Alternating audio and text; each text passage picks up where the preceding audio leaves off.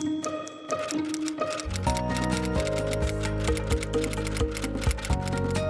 everybody, and welcome to the Writer's Block. I'm Matt Robinson, your host, and here we talk to local authors of note. We're recording just before Veterans Day, and that obviously got me thinking about the brave men and women who protect our rights and freedoms. I never had the privilege or the honor to serve, but I've always had a special place in my heart for these people, for our veterans.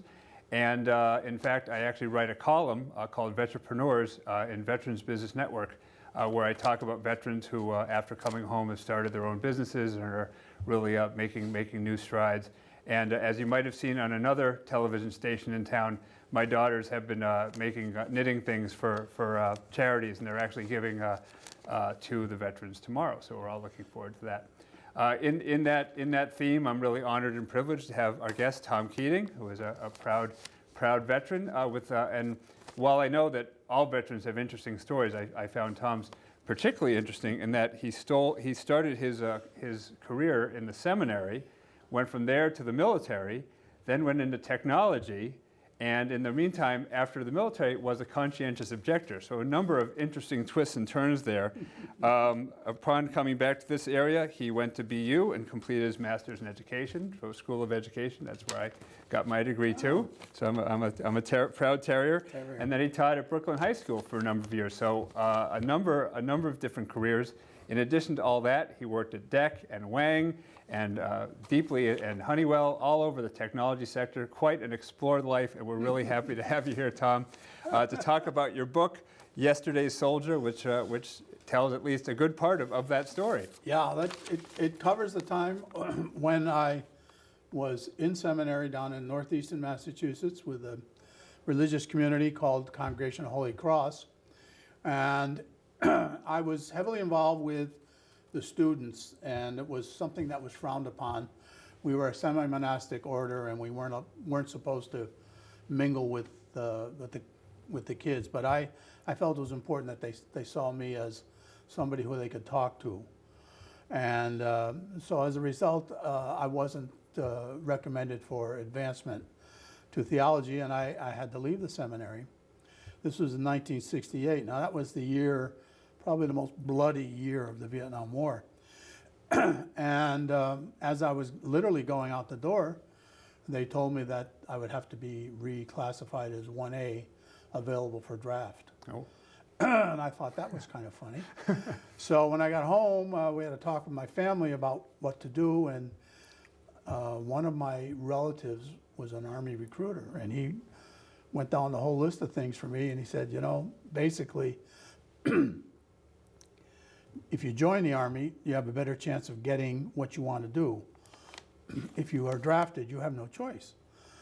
I said, well, that makes sense to me, so I joined the Army, enlisted in October 1968, and began my training then. Where did you train? I trained at Fort Dix, New Jersey, in October, November, December, which was the coldest month of the year, which was not good. For basic, yeah. For basic training, because in basic training you have to crawl through the ground and everything. Well, the ground was covered with 12 inches of snow, so it was not good.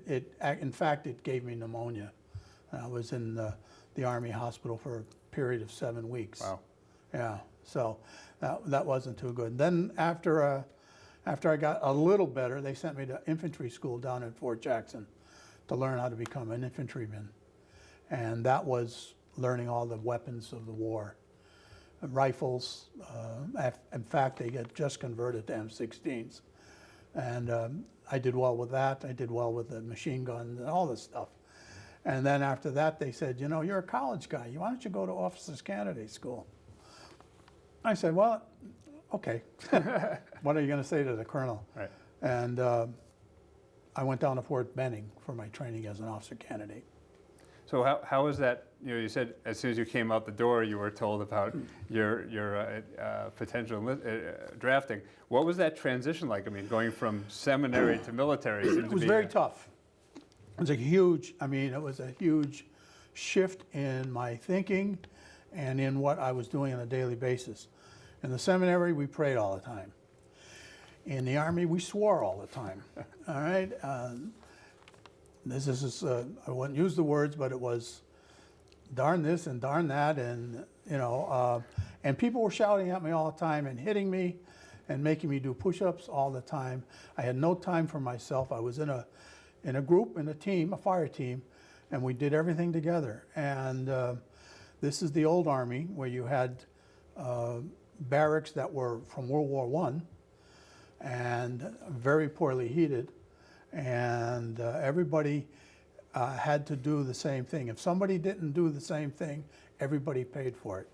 So going from contemplation and prayer to the discipline of the military and the whole environment of the military at that time was a huge challenge. Despite that challenge, though, you did rather well in the military. I did, and I think that had to do with the fact that I was a seminarian for 6 years and I learned how to take orders. I did very well. Expert rifleman, expert machine gunner. I was a good squad leader, and that's why they asked me to go to Officers Candidate School, obviously. But my motivation was, well, there's a war going on, and if I don't learn how to do this stuff, I'm going to be in trouble because they'll probably send me there. Right. So I wanted to make sure I learned everything I could, and that's why I excelled at everything. Plus, I had that Irish sense of humor, which the drill sergeants sometimes appreciated, but a lot of times they didn't, but it kept me going. So how you have one transition from seminary to military, and then you went from soldier to conscientious objector. How did that come about? Well, I'm sure you've read the book. I was at Officers Candidate School at Fort Benning. Now, I don't know what they do now, but back then, you never walked, you ran everywhere. And you were constantly being challenged by your tactical officers, the people who were in charge of making sure you were good enough to become an infantry officer. Because if you cracked under that pressure, you're going to crack under wartime pressure.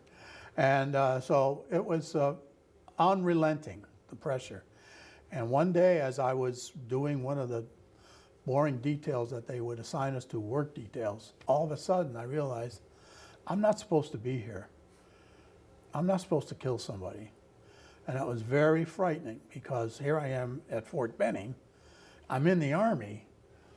What am I going to do? And I went to the top sergeant, the first sergeant of our training company, and he was very understanding, and he gave me some very good advice. He said, when you became an officer candidate, you signed a contract with the Army, and now you want to get out of it. And the Army will send you to Fort Leavenworth for breach of contract. Right. Oh, well, he said, but there's a way if you want to do an appeal as a conscientious objector while serving. The Army might see fit to make you a non-combatant, but give you a job in the Army to finish your contract. I said, oh, okay. So I left the officer candidate program, became what they call a casual soldier, which means I was waiting for an assignment, and filled out all the paperwork and put up with all the harassment and really the punishment for trying to do that for 4 months. It was tough. Did any of your fellow soldiers kind of follow your lead, knowing that it could be possible? No. I had two advantages. Number one, I was a college graduate. I could write and write convincingly about things and express myself well. And number two, I had 6 years of seminary life backing me up. And that is pretty good evidence that, yeah, maybe this isn't a good fit. So those two things worked. However, there were guys in the casual company like me who were applying for different kinds of status, and some were trying to be discharged from the Army right away.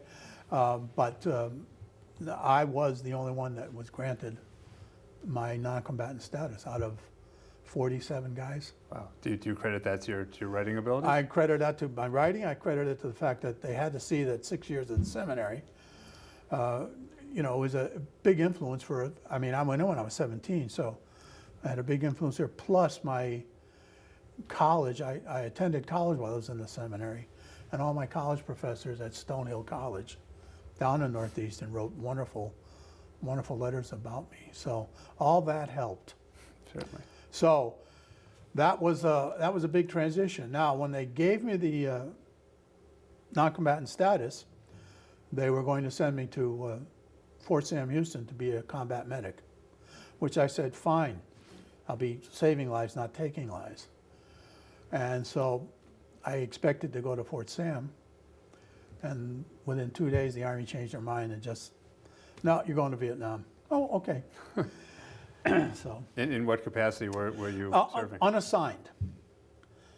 Unassigned, which meant I could do anything with that there. I expected to be in Graves registration, or I expected to be in some base camp counting oil drums or something. I didn't know what the war was like then. I didn't know a lot of things about how the military was working in the combat area.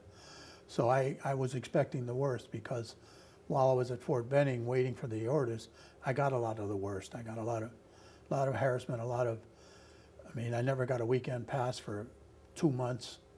I was on every dirty detail they could put me in, because they wanted me to withdraw the application. I didn't. And so I figured they'd do the same thing when I got to Vietnam. Right. So with all the challenges that you face, even in the military, you're still very much supportive. You're involved with Veterans of Foreign Wars and other organizations. How have you been able to kind of put those things together? Yeah. America has a problem. They certainly did with Vietnam. They blame the soldiers for the lack of success in that war, and they shouldn't have. Soldiers did what they were supposed to do. They suffered, they walked in the jungle, they flew helicopters, they got shot at, they did all that stuff. And I feel for that. And I had a lot of friends who, after I went to Fort Benning, some of them became officers. They were friends of mine. And I know what they went through. So being a part of the Veterans of Foreign Wars is my effort to help veterans. And we've got veterans down the street here from Afghanistan, Iraq, Vietnam certainly, Korea, and a few of the old timers, World War II. And they need somebody to help them writing things, going to hospital to visit when they're ill, that kind of stuff. I feel that's important for me to do. I am not in the sense of, you know, what people think of being an anti-war protester in that sense. I'm just a guy who felt it was important for me not to participate in that activity as an infantryman. You know, I wasn't trying to change the world. Right. And that's really why I started the column that I do, because I really try to encourage veterans that there is, you know, there is a hope. You can start again, and you know, and because, you know, unlike you and I'm sure many of your fellow soldiers, not all veterans have the time or the wherewithal or the ability to do their writing. So I really have enjoyed telling their stories. Yeah, I saw that, and it's a different Army military today than it was when I was in. When I was in the military, it was supported by selective service. So people were drafted in the military whether they wanted to be in it or not. Right. And the Army was huge then. It was something on the order of 4 million people. It's not that big anymore. And it's all volunteer. You sign a piece of paper, and then the Army or the Navy or the Marines, they've got you for 3 years to do what they want you to do. In some sense, it's a very more professional military, but it's also highly technological. I mean, you've probably seen all those UAVs and the radio stuff that the guys have now, and it's pretty scary. We didn't have any of that. We just had rifles. I know that sounds weird, but so it's a different military world now. It's all volunteer, and whether you're in the Navy, the Army, the Marines, Coast Guard, Air Force, you sign a piece of paper, and so you become a professional. With all these dramatic changes in your past, what are some of the overarching lessons that you came upon that maybe have inspired you to write the book? I went into the seminary because I had a very strong sense of faith, growing up as a Roman Catholic. And when things were really tough in the Army with the harassment and stuff like that, or even just being in the Army, there was a safety net for me mentally, and that was my religion. Now, as I've gotten older, that has kind of diminished. But I found that to be very comforting in those days. So I respect people who have the fervor that I had then. I don't have that fervor now. Another lesson I learned was write down things. I kept a journal when I was in Vietnam, and that we forget things and what happens to us. So if you can, jot down things. Now today with the technology and audio memos and everything, you should probably do it a lot easier. I don't. I still write things on paper. Because things go by so fast, you forget what you're doing, and you shouldn't, because it's your life, and you're weaving this life. Another lesson is, and it sounds corny, but be nice to people. If you're nice to people, they'll be nice to you, and that's true whether you know them or not. Be nice to people. Those three things certainly helped out. Now, being in the seminary for years, of course, being nice to people was part of the deal. Brotherly love and all that stuff. But I've kept that throughout my life. I try to be helpful and nice to people, and most times the people appreciate it. What we're speaking about more like emotions and connection. What were some of the feelings that came up when you were going through your journals and revisiting? I had despair. There were times when I was very dispirited, and I had despair that I was going to be going to Fort Leavenworth Prison. And you can't prepare for that. That was one thing. And then when I was in the war, there's an incident that's not in the book, but when I was in Vietnam, I had just arrived, and being an enlisted man with no particular job, right? I was unassigned. The first thing they did in the replacement center was put me in the mess hall, of course, cleaning pots and pans. And I'm good at that. I'm good at cleaning pots and pans. I have to say, I acquired quite a skill in the Army doing that. And I would be cleaning pots and pans, and there'd be Vietnamese employees there. And they were cleaning some pots and pans too. It was part of the government's helping the Vietnamese by giving them a job and stuff like that. Well, I was there cleaning pots and pans, and I had just arrived. I was in bright green jungle fatigues. And this is a sure sign that you're a newbie. You're a new guy. And the Vietnamese guys who were also washing pots and pans would say, "Hey, look at new guy over there. Look, all day they just tease me, and I go, what's wrong with this picture? I'm here to help them. What are they doing here for me? But it was eye-opening. I was there a week, and then funny story. I got called out of formation one day. Now, what they did is every day you'd stand for formation in this big field, and they would call out your name and say, Joe Smith, 1st Infantry Division, and you'd have to go over where the 1st Infantry guy, Joe Jones, this, and that's how guys got their assignments. And so I'm standing there, and my name didn't get called for a week. And finally, I got called, go to the orderly room. What? Go to the orderly room? What did I do wrong this time, The orderly room is where the headquarters is for the... So I went over to the orderly room and knocked on the door, and they said, "Who is it?" Private Keating reporting, blah, blah, blah. Went in. It was air conditioned. It was a Quonset hut, those old Quonset, but they had air conditioners in the window. And it was dripping with sweat by going in there, because it's very hot over there. And this specialist 5th class comes over to me and says, "You're Tom Keating?" I said, "Yeah." He said, I'm John McCarthy. I don't remember his name, but I think it's what it is. He said, "I graduated from Stonehill too." I said, "No kidding." He said, "Yeah. What do you want to do?" I said, "What do you mean, what do I want to do?" He said, "You're unassigned, and I can assign you anywhere." And I looked at him, it's like Radar O'Reilly, right? I said, what do you mean? He said, well, you're a college graduate, you're unassigned, and you're a non-combatant. There's plenty of jobs here for guys like you.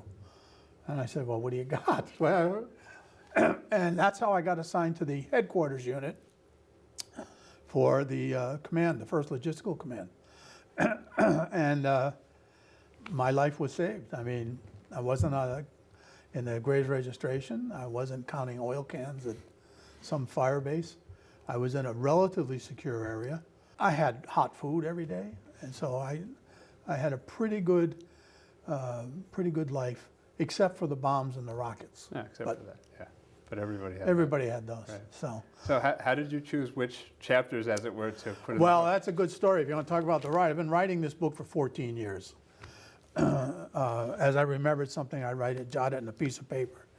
And so finally, about 3 years ago, I started really seriously putting things together and picking and choosing what I wanted to put in there. And I came up with about 250, 275 pages of not single spaced, but double spaced document, manuscript. And I said, well, these are all, this is all gold. I mean, none of this is going to get cut. I said, I have to figure out how to do it. And because I'm in the VFW, we have poppy drives where we ask people to make donations to our relief fund, and we give them those little red poppies. In fact, we just did one this weekend. And in the town of Needham, they're very generous with us. And I was at one of the stores, I think it was Roach Brothers, handing out poppies, and this woman comes up to me and says, do any of you know Tom Keating? And I said, yes, I'm Tom Keating. She says, oh, well, my name is, and she told me her name, and she said, I saw the small article you wrote about the poppies. I had written it for publicity for the drive. And she says, here's my card. And she says, book editor on it. Oh, okay. So anyway, life went on. I'm writing a book, and I got the 275 pages. I said, why don't I call her and see if she knows anybody who would. So I called her up. Oh, yeah, we haven't talked, blah, blah, blah. I said, well, I got this book, and I need somebody to help me edit it. And I said, do you know anybody who would want to do it? She said, why aren't you asking me? Now, she's a nationally known editor. She does a lot of work with Harvard. She does a lot of work with national bestseller people.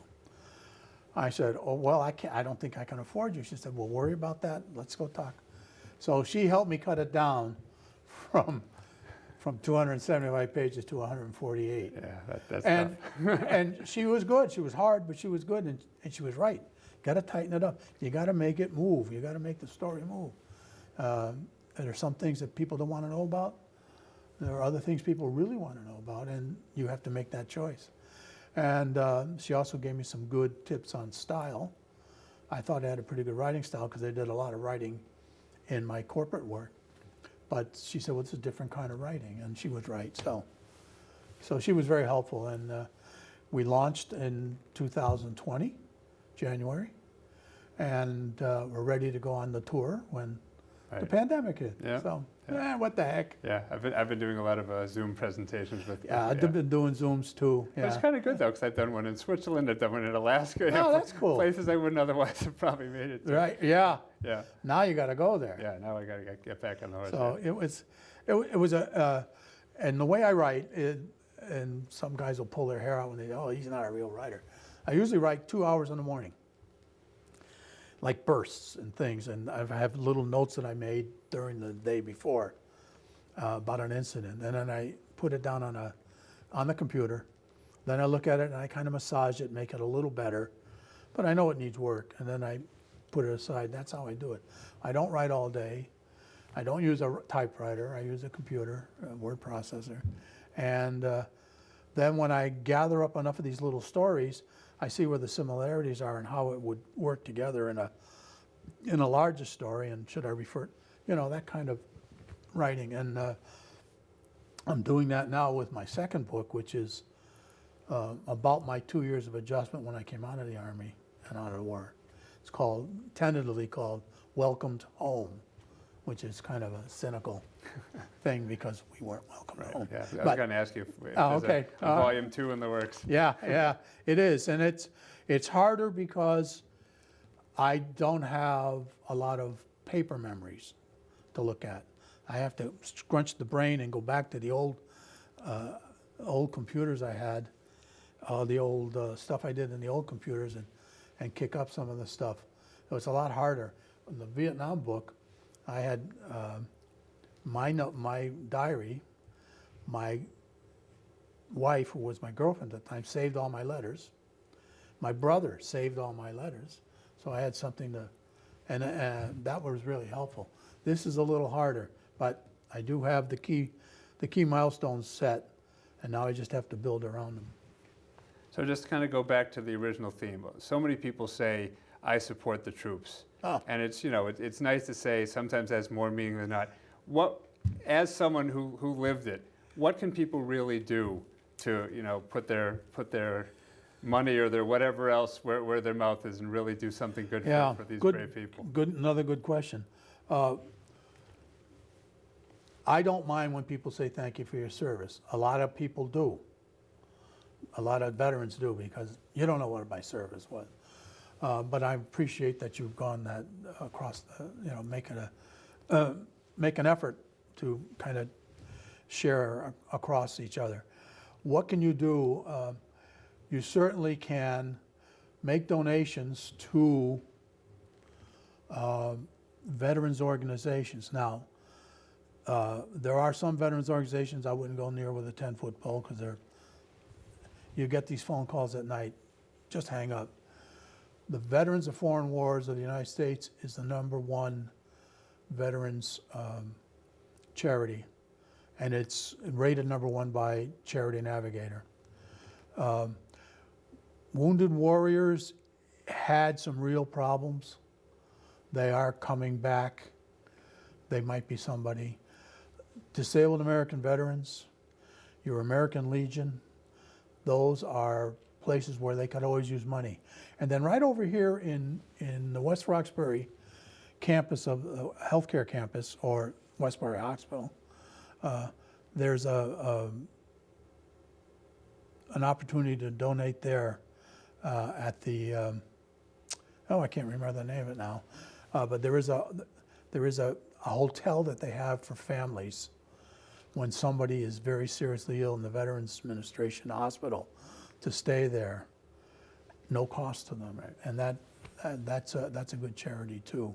Locally, our VFW and our American Legion, you can find out how to mail them a check or something like that. We just did the Poppies drive here this weekend, and people asked us that question: right. Can we make a contribution? And we say yes. The money that we raised at the Poppies, and any contribution, goes to what we call our relief fund, which helps veterans and their families who are hurting. If people who need to buy heating oil and they can't, or food, we give them food vouchers. We give them, so that's very important. We don't take the money in and do things in our post. That's another fund. Right. Right. So. Well, obviously, to support this veteran, you can pick up a copy of his book. Yes. Oh, yes. My book is available on Amazon. Of course, as everything is. Everything is. So. In fact, I had it self-published. Yeah. Because I wanted to. My goal was to have it published released by the year 2020, which was the 50th anniversary of my coming home. Yeah. And we did it that way. Amazon.com. Check. Yesterday's Soldier or Tom Keating, you'll find it. It's in paperback. It's also on Kindle. So, and there's a copy in the library. That's right. Well, thank you for your service. Thank you for your time. Well, thank you. And thank everyone for joining us. This is Matt Robinson on the Writer's Block. Support our troops, and we'll see you soon.